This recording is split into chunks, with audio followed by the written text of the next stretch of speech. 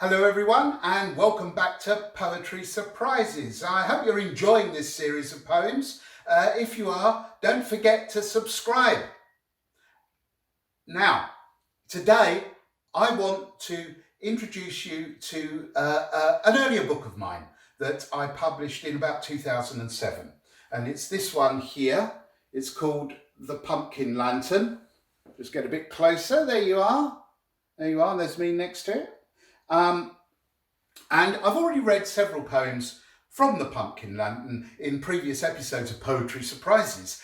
But I just want to mention it now because, of course, you can actually get it on my website. So if you go to www.johnhudson.info and then go to bookshop, you'll see that this book is available. So seeing as I've read so many poems from it, I thought it would be nice to tell you a little bit about its creation.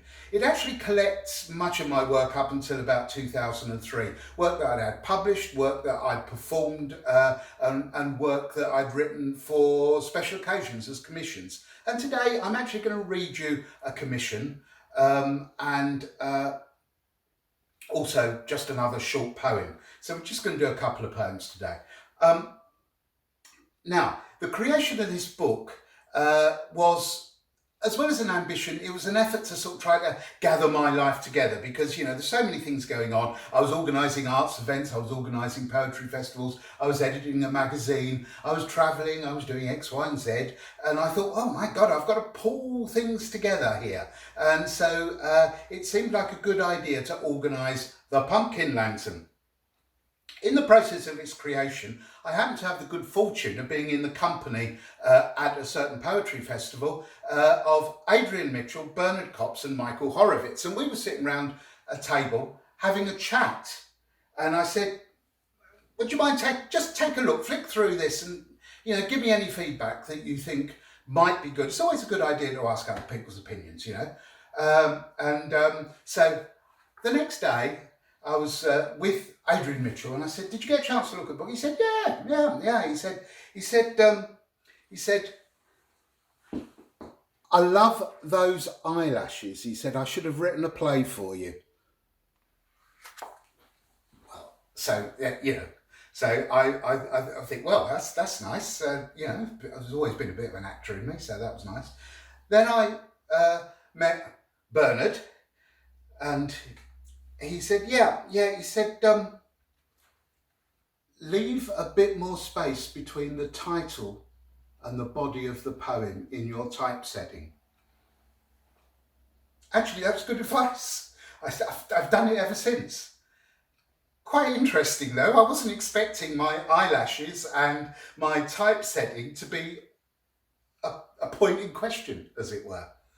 But anyway, then I was talking to Michael and he actually said something. I think he'd only read the first poem because he only commented on the first poem in the book. But good enough, that was great. He said, you'll write a poem on glass is just the thing to rev me up again. A remarkable transcription from the void. Well, he wrote that down afterwards, but that's what he was saying. He really admired the poem. So I am going to finish on that poem today, but I'm not going to finish yet because before that, I want to read you a short poem from this collection, which, as I say, is available on my website, johnhudson.info, bookshop, and here it is. The poem's called Shooting Stars. The Orkney sky at night times. On the hill's brim above the burly sea, feeling only the soul of stone that faces your feet, waiting for stars to spit. Some fiery ones fall so far they flicker over the firth. Then your world shakes, as if balancing on a bowling ball or hurled like a dreamer falling, you sense how Earth draws you. A little moon losing orbit, and you burn a lonely line into that sea. Now that is an oldish poem. Selected poems 1985 to 2003. 1985 was when I was living on the Orkney Islands. Or on Orkney, as you should say. If you're from Orkney, you don't say the Orkney Islands. That experience of standing on a hillside under an enormous sky, watching the shooting stars, made me feel quite giddy. An incredible experience. And I still got affection for that poem. It's a sort of lyrical sweetness to it. Now for the poem that Michael Horovitz so admired, bless his soul. And this was actually a commission from Caroline Barlow, who was working in stained glass at the time, and she wanted a poem for a stained glass panel window that she was making. And she asked me to write it. Well, you know, what a lovely thing to do, and what an opportunity. So, and this is called Write a Poem on Glass. Like Keats, his name writ in water, a see-through poem, weightless, long-sighted as a Macca's landscape, soundless, like a crowd after a bomb. A buoyant poem, like a bubble in the sea, as dense as the emperor's new clothes. A poem that you can read poems through in an anthology of illegibles. Lines never to be violated by human eye, unglanced by photons on a ride from the stars. A night poem in league with empty parsecs, sucked into a singularity.